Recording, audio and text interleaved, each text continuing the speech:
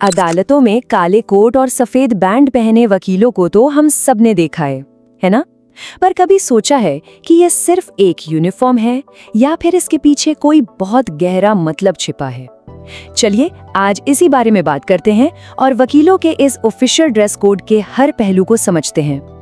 तो सबसे पहला सवाल तो यही उठता है कि आखिर क्यों वकीलों की एक खास यूनिफॉर्म होती ही क्यों है?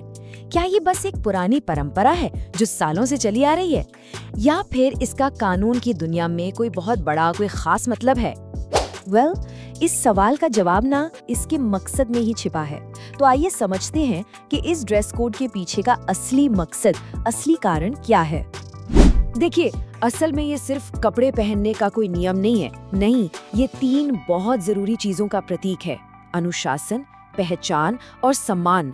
और जानते हैं, यही तीनों चीजें मिलकर इस पूरे लीगल प्रोफेशन को इसकी गरिमा देती हैं। तो फिर सवाल यह है कि इन नियमों को लागू कौन करता है? आखिर किसकी जिम्मेदारी है ये? तो ये जिम्मेदारी है बार काउंसिल ऑफ इंडिया, जिसे हम BCI भी कहते हैं, उसकी। BCI ही ये पक्का करती है कि हर एक वकील प्रोफेशनल स्टैंडर्ड्स को बनाए रखने के लिए इस ड्रेस कोड को ठीक से फॉलो करे। तो चलिए अब थोड़ा डिटेल में जाते हैं, देखते हैं कि ये ड्रेस कोड असल में है क्या। और शुरुआत करते हैं पुरुष वकीलों यानी मेल एडवोकेट्स की वेशभूषा से। मेल एडवोकेट्स के लिए ना नियम बिल्कुल साफ है, एकदम क्रिस्टल क्लियर। उन्हें पहननी होती है एक सफेद शर्ट जिसका कॉलर भी सफेद हो, उसके ऊपर आता है सफेद नेक बैंड, फिर काला कोट, काली पैंट और हाँ, काले चमड़े के जूते।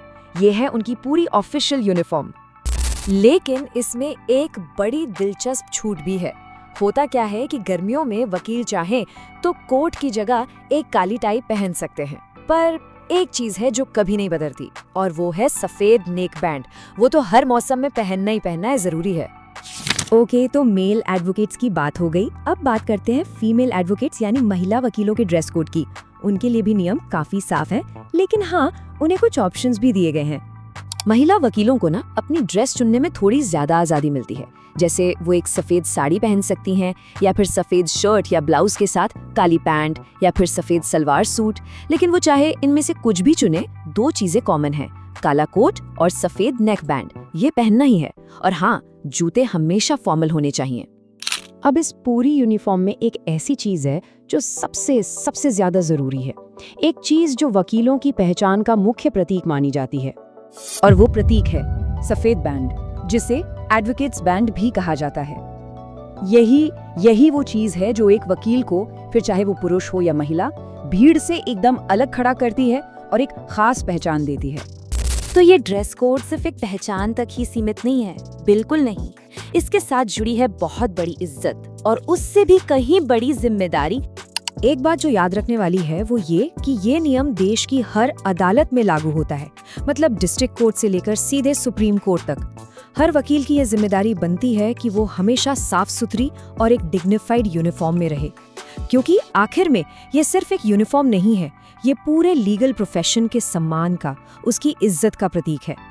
तो ये सब जानने के बाद मन में एक सवाल जरूर आता है, क्या ये यूनिफॉर्म आज के दौर में भी इस लीगल प्रोफेशन को वही गरिमा और वही अलग पहचान देती है जिसके लिए इसे बनाया गया था? ये वाकई एक सोचने वाली बात है।